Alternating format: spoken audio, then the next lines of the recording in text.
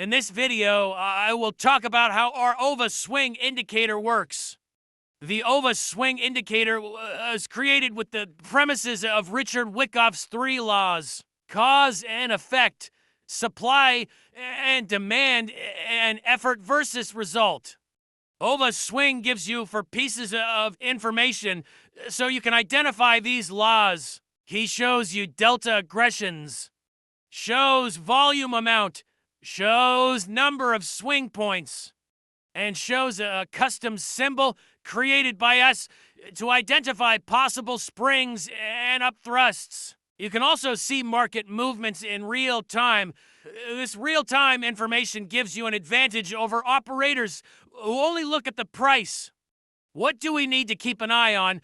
The market has convergence and divergence.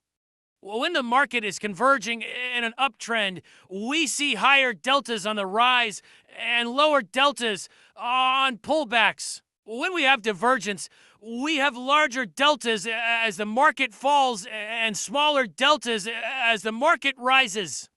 Market in equilibrium and market in imbalance. When the market is in balance, that means a sideways market. The size of the deltas is not very important.